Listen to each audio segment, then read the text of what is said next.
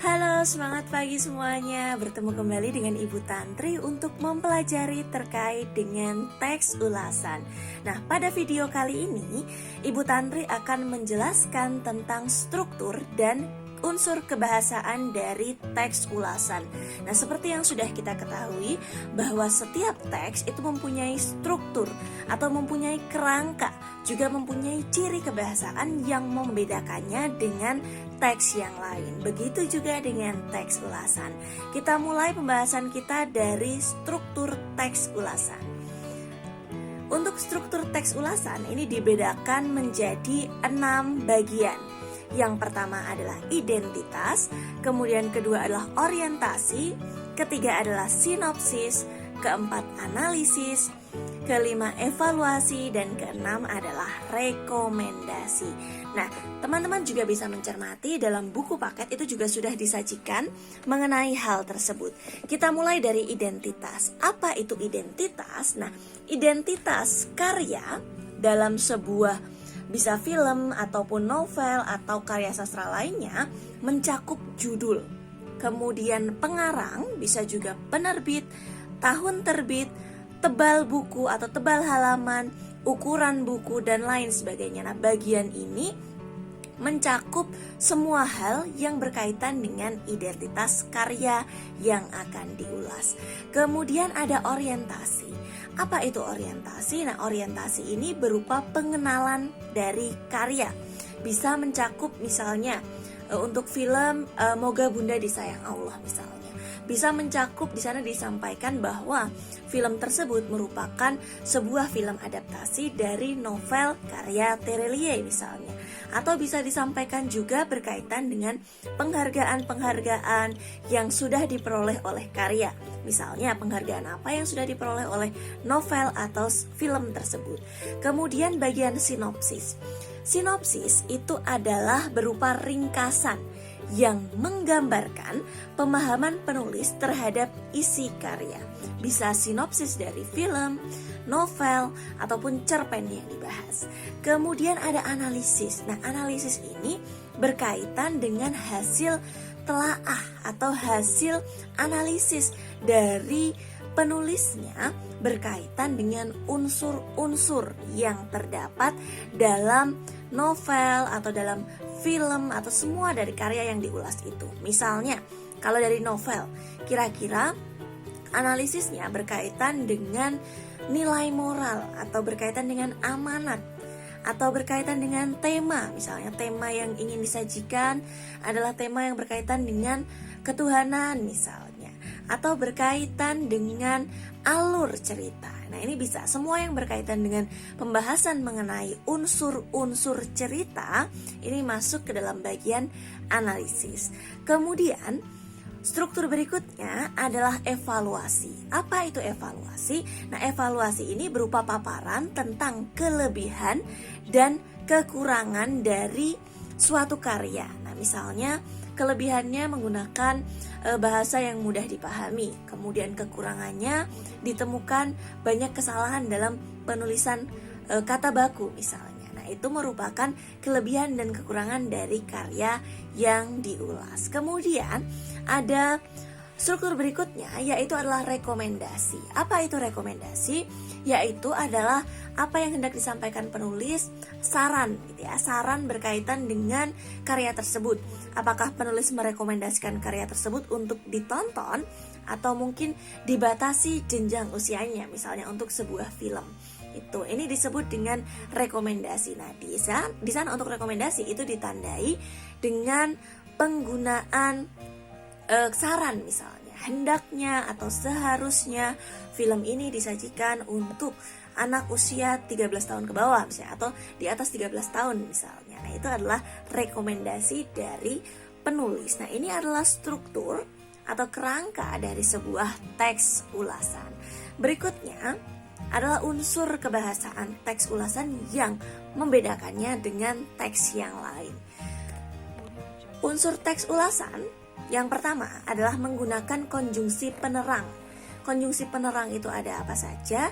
Yaitu bahwa, yakni, yaitu, kemudian juga ada adalah, kemudian merupakan juga bisa masuk di sana. Kemudian dia juga menggunakan konjungsi temporal. Sejak, semenjak, kemudian, lalu, sebelumnya, setelahnya, selanjutnya. Nah, itu adalah konjungsi temporal, konjungsi yang menyatakan urutan waktu. Kemudian ada juga konjungsi penyebab. Contohnya ada karena, sebab, oleh karena itu. Kemudian ada ungkapan saran. Di sana menggunakan ungkapan saran untuk digunakan dalam struktur rekomendasi tadi.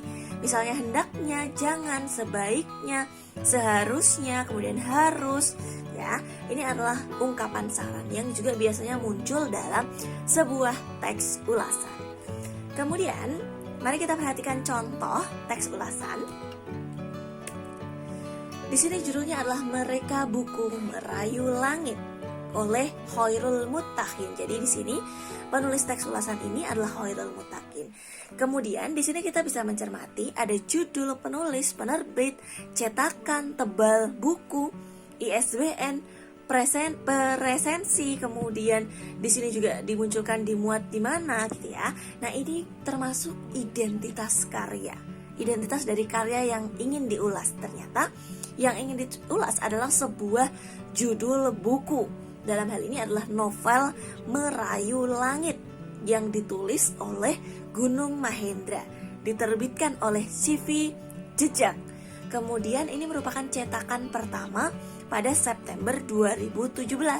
Tebal bukunya yaitu adalah 140 halaman, 14 kali 20 cm.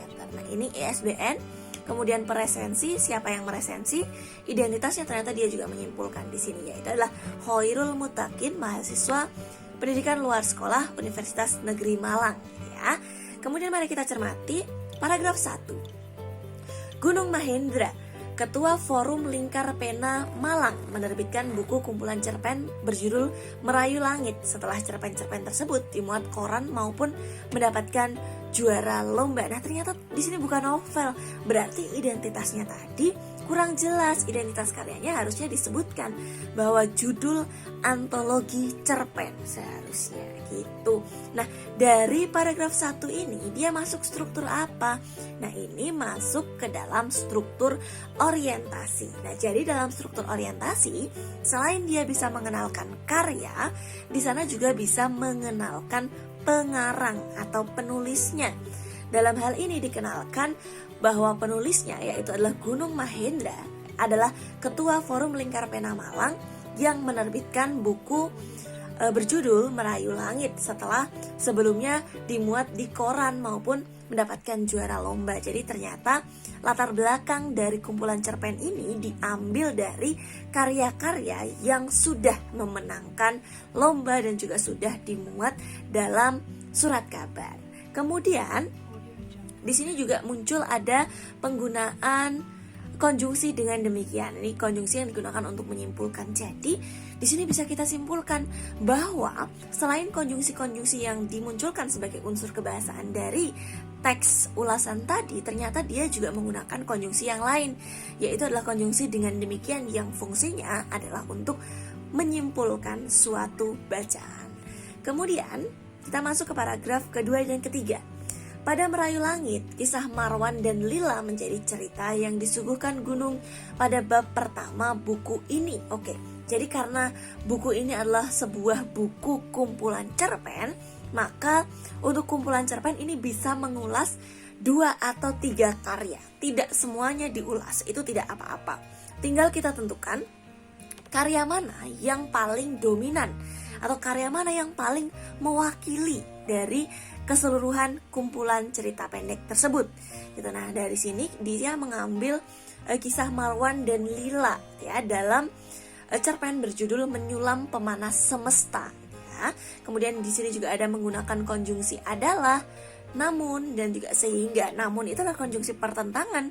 Dia sebenarnya tidak masuk ke dalam ciri dari unsur kebahasaan dari teks ulasan, namun ternyata dia juga menggunakan, dan ini tidak menjadi masalah gitu ya, bahwa ternyata selain konjungsi-konjungsi yang sudah disajikan tadi, muncul juga konjungsi-konjungsi yang lain.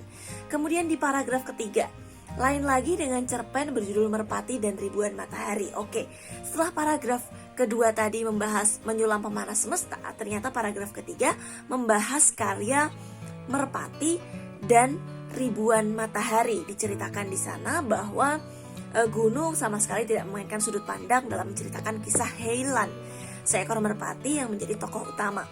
Aksi heroik Heilan, merpati Jerman, dalam membantu negaranya dikisahkan sangat sengit, penuh perjuangan dan antara hidup atau mati.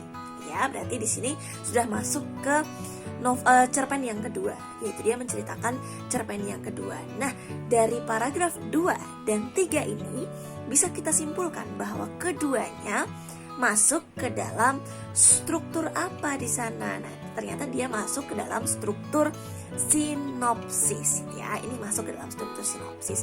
Dan di sini juga sudah menggunakan konjungsi sehingga. Sehingga tadi kita simpulkan bahwa dia merupakan salah satu jenis konjungsi penyebab.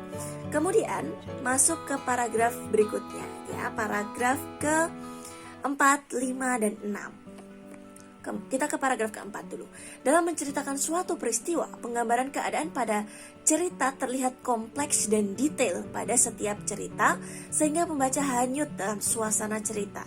Sedangkan jalan cerita atau alur yang diberikan terlihat tidak begitu panjang.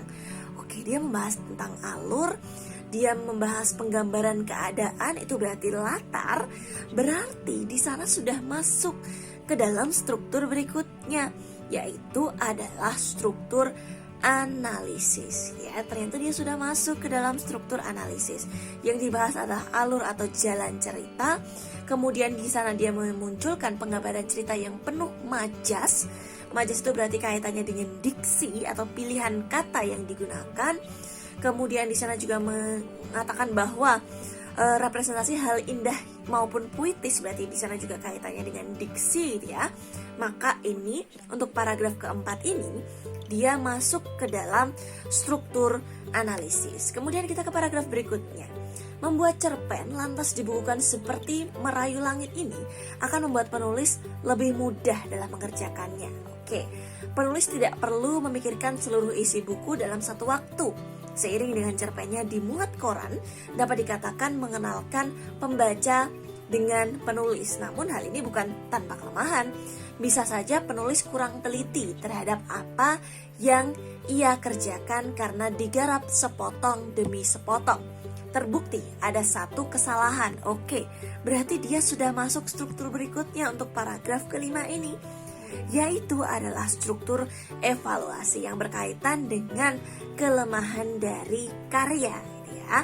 Ada kelemahan dari karya tersebut bahwa ternyata salah satu bab tidak terdapat pada rangkaian daftar isi. Kemudian di paragraf berikutnya, selain kita dapat menikmati cerita-cerita yang dihadirkan penulis, buku ini dapat digunakan untuk mempelajari cerpen yang menjadi juara lomba. Oke, berarti ini sudah masuk ke kelebihan. Jadi selain kita dapat menikmati cerita-cerita, kita juga dapat mempelajari cerpen-cerpen yang sudah memenangkan lomba, gitu ya. Terutama cerpen yang dimuat dalam koran Malang Post. Nah, keterangan dimuat koran Malang Post memiliki porsi paling banyak disajikan dalam buku ini. Oleh karena itu, selamat membaca, gitu ya. Berarti di sini sudah masuk ke dalam struktur evaluasi. Ada kelebihan dan ada kekurangan. Kelebihan tadi disampaikan di paragraf ke-6, kekurangan di paragraf ke-5. Kemudian ada rekomendasi di sini. Ternyata setelah kita cermati tidak dimunculkan rekomendasi di dalam teks ini. Nah, ini untuk rekomendasi ini memang sifatnya dia tidak selalu muncul, itu ya. Bahkan dalam buku paket siswa itu juga tidak dimunculkan untuk struktur rekomendasi, penjelasannya itu tidak dibahas. Namun kita singgung saja bahwa rekomendasi ini biasanya ditandai dengan adanya ungkapan saran, misalnya sebaiknya disajikan bagi siswa kelas sekian misalnya, atau bagi siswa dengan tingkat usia sekian misalnya. Itu adalah struktur rekomendasi. Atau sebaiknya ditonton bersama orang tua misalnya, itu adalah struktur rekomendasi. Baik, terima kasih sudah mencermati materi kali ini berkaitan dengan struktur dan kebahasaan dari teks ulasan. Sampai jumpa di video berikutnya.